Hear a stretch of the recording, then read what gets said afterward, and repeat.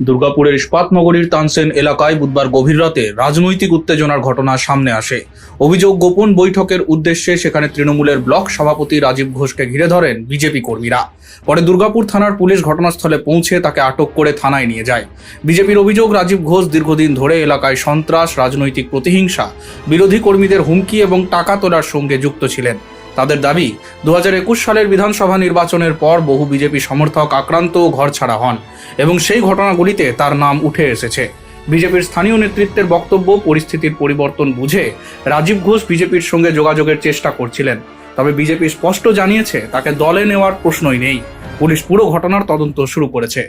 ব্যাপারটা হচ্ছে যে আমাদের তানসেন মার্কেটে রাজীব ঘোষ এবং তার সঙ্গে জোনা কয়েক লোক, বিশেষভাবে সন্তোষ মুখার্জি আমাদের যে বিধানসভার কনভেনার রয়েছে, ওনার সঙ্গে যোগাযোগ করার চেষ্টা করেন।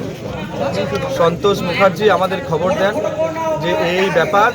সন্তোষ মুখার্জি খবরে আমরা ছুটে যাই এবং রাজীব ঘোষ তখন আমাদের সবার সামনে বলেন যে আমরা দীর্ঘদিন যেভাবে সরকার চালিয়েছি তাতে মানুষের ক্ষতি হয়েছে, মানুষ অত্যাচারিত হয়েছে, বহু টাকা তছরূপ হয়েছে।